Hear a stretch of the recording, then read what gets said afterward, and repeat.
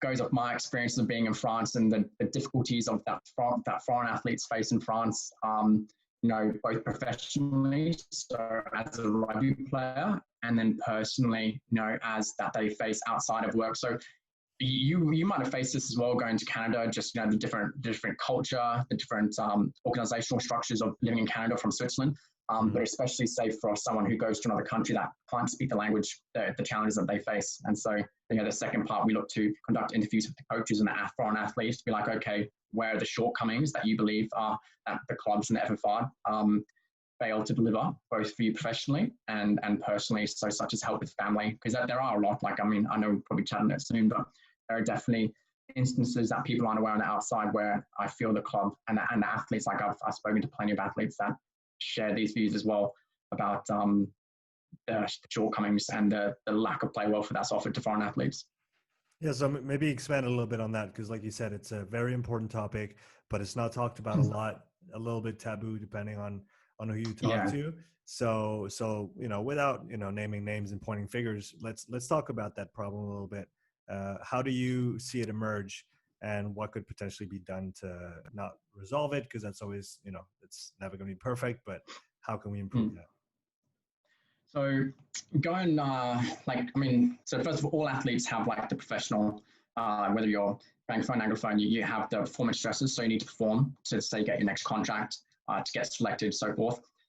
You have stresses at home, in your personal life, whether that be with family, friends, marriage, that kind of stuff. But then we're foreign athletes, so have to deal with the additional stresses of organizational differences and cultural differences that include the language and the expectations between different cultures.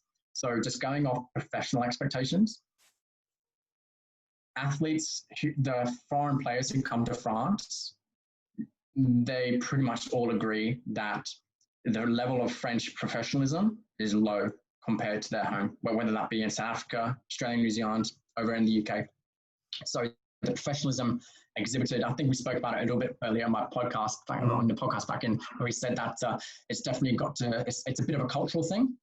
Something as simple as, if you start before 9 o'clock and you finish after 3 o'clock, it's a long day here in France for the players. But, in another league, you could start as early as 7:30 and you don't finish till 5:30. That's not to say that doing those extra hours means you're putting in more work, but there is that fine balance of being around long enough that you can get quality work in, but also not just dragging it on for the sake of being there and from the player, both as coaches and as players. So that's number one is definitely the professionalism there. And then the language barrier, you don't realize how much you need your voice and the ability to communicate until it's kind of taken from you. So coaches who, I'm so jealous of you, mate, because you're bilingual. In fact, you can speak English and French, mate, it's great. But say coaches who go work in Japan in rugby, or coaches who go work in French rugby, not having that language, or athletes even not having that language to be able to communicate with other people, can be very isolating at times for athletes, because they can't express who they are, they can't express their thoughts or opinions, and they don't feel understood. And then there's also miscommunication, so you might not know what's going on. So the language barrier is really big there. And some clubs offer French lessons, and some clubs have scrapped them because of money issues. And for me, when in your contract, and for others, when your contract states that you need to take 2+ hours of compulsory French lessons a week, that will be given by the club, and that's scrapped. It's just shit, that is play welfare, because you're bringing in a player, you're promising X, Y, and Z, and it's not just the French lessons that they promise and they don't deliver on. You promise X, Y, and Z and you don't deliver on it. And for someone who's trying to, acclimatize to the French culture, Francophone culture, and they're not given the opportunity, or they're taking away a massive opportunity for them to become part of to immerse themselves in the French culture, it's really difficult, especially when the language is if you've got an issue with the head coach and you can't communicate properly with the head coach, it definitely is really big for players who feel like they're being treated unfairly, and they can't have that honest conversation that they would normally have back in an English-speaking country with the head coach about selection, about contracts, and they can't have that conversation. All their conversations have to go through their agent, and that you've got a French agent. The thing about agents here in France is you can have an agent back home in Australia, New Zealand, South Africa, but you need to have a French agent too, because you need to be registered with the FFR. Sometimes the French agents here, they don't care. if they want something from you, they'll expect it like that. But if you've got issue from them, they can take a week to get back to you about it. So it's really like a long drawn out process of, if you're wanting to get clarity around, why you're not being selected, why your contract's not being renewed. It's a really kind of long process sometimes for those that say can't speak good enough French, or well enough level of French, should I say. Do you want me to keep going on some issues? Keep going, man. Keep going. Let's talk about it. So I guess the one noticed is the skill level of coaches here in France. I think Greg Laidlaw touched on it on the Arsenal High Performance podcast back in June or May when it was back in, and he touched on it here. And I've spoken to other coaches here in France too, both French and English, and they have noticed too that the level of coaching here in France is not at the same level as internationally. So SMC, why is SMC? Yes, is a bit closer to where we are in Western world, because you have to do if you want to work pro sports, you have to do your masters, you have to do your internships, and then you work your way up that way. So there's still certainly some things that French SMCs do that even they're just like, we just do it because the players did it in junior school and they love it, so we're just going to keep doing it. And it's like, okay. And then and this is more in relation to the skills coaches, and that there's a lot of skill coaches in the Western world, they have a teaching degree, or that they've gone back to university and they've done a sports coaching degree. Whereas here in France, there's no real kind of formal structure. You'll find that the French coaches here are either ex-players. It's not such a bad thing, but we know that just because you're a good ex-player doesn't mean you're going to make a good coach. You'll find that their mates, quite often they'll employ their mates. For example, because French clubs over here are owned by presidents and they're the ones with the money, they do the hiring, and they don't hire the best person all the time. They hire their friends, and that's breeds mediocrity. And then their relationship with the players, it's generally, from what I've been chatting with some other players, it's all about the French coach's way or the highway. Like from the players I've spoken to, they don't feel like their voice is heard if they've got an issue or they have a thought that could contradict that of the head coach. The head coach just shuts down right away. He wants to be right the whole time. So there are some issues around being open and having a two-way communication street. And then again, leading back to the level of coaching, I'm not sure if it's got to do with the coaching education that's offered here in France, whether it's not offered, because I'm not Francophone, I can't comment on that's what's offered. I know the FFR sometimes does I get some emails that say, can't come learn this with us this week at Marxis or whatever it's called.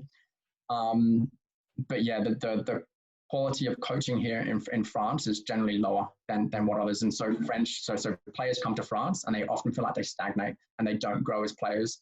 And you'll see after trainings that it's the foreign players and some of the Frenchies, I'm stereotyping a little bit, but it's the foreign players that stay out and they do the extras. It's the foreign players that want to get better, whereas some of the French players, I just once training's done, they just put them there, they go get a shower and they jump in their car and go home.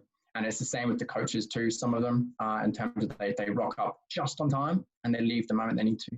And here in France, another thing that adds to this is the contracts you can get. I'm not sure if it's the same in Switzerland, but you've got the CDI and the CDD.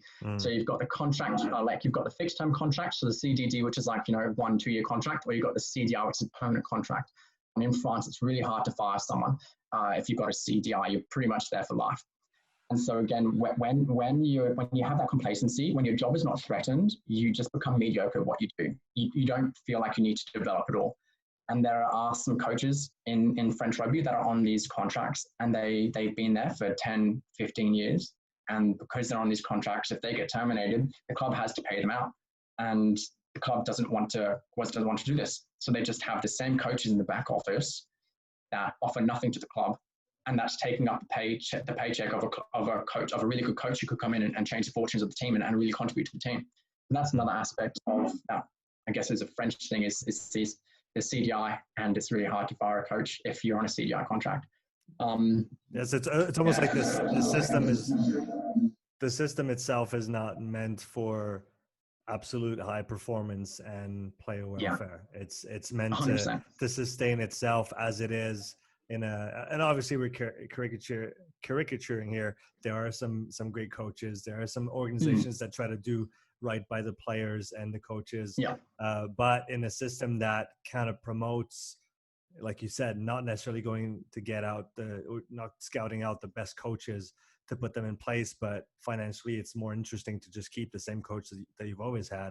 And then that coach, like you said, if he's not incentivized to do the best job that he can for the club and for the players, plus you add the complexity of the foreign players coming to play a sport in a language that they don't know, and they're not helped in the integration process, it kind of breeds the environment is not right, and there's, but like you, I guess, described it really well, there are a lot of moving pieces. Is not the fault of the head coach or the fault of the player, or it's the whole ecosystem that's kind of not well adapted. So and obviously we're probably going a few steps ahead of your research here, but if you had to, go out on a limb, where do you start fixing something like that?